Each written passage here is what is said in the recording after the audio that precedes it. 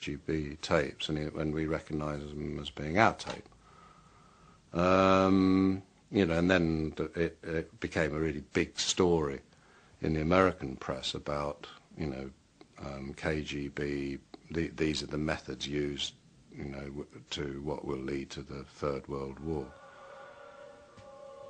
And anyway, this guy rang up, this reporter, and said, "Do you know anything about these tapes?" And I picked up the phone. And I said, "No, I don't know what you're talking about." He said, "Well, I think you do, and I want to come out and talk to you about it." So I said, "Well, look, if we were to admit it, would you be prepared to print all the information that's given on the tapes about the Sheffield and the Belgrano?" And he said, "Yes, I could do that." And they did do it, you know. So we managed to get, you know, this sort of really, you know, top secret classified information about the Belgrano and the Sheffield into the national, you know, the good quality press. It had no effect at all whatsoever. Except this sort of huge interest in us all of a sudden, and you know, and at that point the KGB actually did get in touch with us. Under the guise of being a literary magazine, and invited us up to their offices in West London, you know, which was obviously a complete sham, and it quite obviously was KGB, and basically they were seeing whether we were worth recruiting. And from that point on it just became fucking stupid, because we were no longer commentators and activists, you know. We'd become sort of experts or something or other. Well, certainly we became desirables to the secret services and that sort of rubbish. And it started feeling really dangerous, to be honest. Pacified, classified, keep in line, you're doing fine. Lost your voice? There ain't no choice. Play the game, silent and tight, but a passive observer. Sit back and look at the world they destroy and the peace that they took. Ask no questions, hear no lies, and you'll be living in the comfort of a false paradise. I've got a passive observer as a match for you. You're already dead, you're already dead. The right to stop watching, I took them. You're already dead, you're already dead. The road to the edge of the list, just fix to that road to make the connection. Stumble in systems, then your section. You're already dead, you're already dead.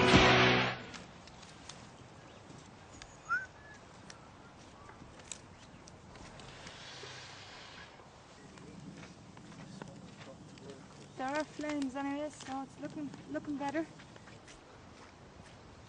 Why do you think CRASS was successful at the time? Because we meant what we were saying, you know, we lived that truth. You know, we lived what we were talking about, and it was self-evident that we did. You know, people could come here, and they were welcome to come here, as they always have been, and they could see that we were living, you know, we didn't make anything. Well, I mean, we had lots of money at lots of the time, but that all went into other projects. Yeah, that makes me laugh. I see people do that. Like, yeah. Think, oh, well, The fact that CRASS earned money made no difference at all to this place. We still had no money, and we still have no money, because any money we do have just goes straight into some sort of creative or social project. We financed an anarchist centre in London. That's the most obvious thing we did, but and probably one of the most costly things we did. But we never, every gig that we did, any money that we made went to some local organisation, you know, rape crisis centre, or maybe some kid who wanted to make a fanzine, or some band needed a speaker, or the youth club needed a table or a ping pong table or something. But we never ever, we took what we needed, which was enough to pay the petrol, have some food. We never stayed in hotels or anything like that. We just asked people whether they got somewhere we could stay.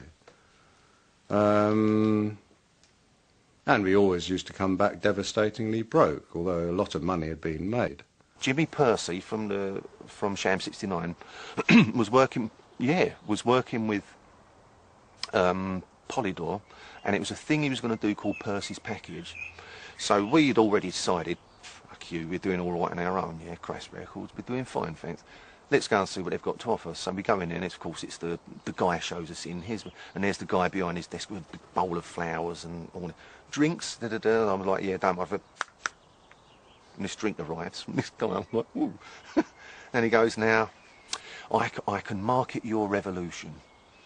I can get you into property. You'll have so much money. And I was like, oh, sounds fantastic. Nah, fuck it. So, What did you say to him? thanks, but no thanks. We were polite. So, yeah, just weren't interested. How could you do it? How could we do it? And to this day, do you know what I mean? I still can't do things where I feel like I might be not selling out, but where my conscience pricks me, and it's a pretty good thing to have, because it means, well, hopefully I'll never sell out if that still is relevant. Yes, that's right. Hard keys, then it's just another trick. Put up on a country mistake. Bubblegum rock and plastic chances. Your boss edition back on the ton of motors. 3 years prime on the clash. I'm a revolution, it's just some cash. I'm becoming fashion like hippie used to be. I can't be a doing wrong, me. Minutes are sickers, distance kill. Minutes are express the public will. I become a mimic, cause you feel lost. They just sold out, now you're gonna come. The one I'm touching like pop. Steve Jones started doing real work. It's revolutionary, kid Jake. Stuck from the system and give me snow. Well, I'm tired of staring through shit's like glass. Tired of staring at my fingers now.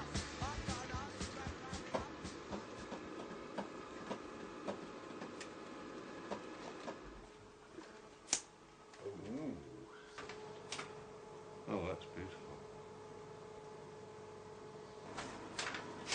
Oi. Ignorant and G. Yeah.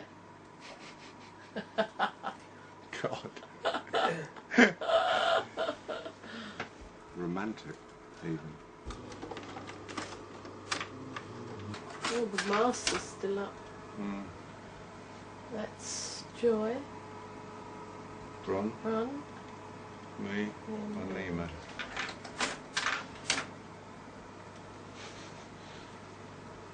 That doesn't seem so long ago, though. Strange, isn't it? Doesn't look like you at all. It doesn't, does No. Really weird. How did CRASS end?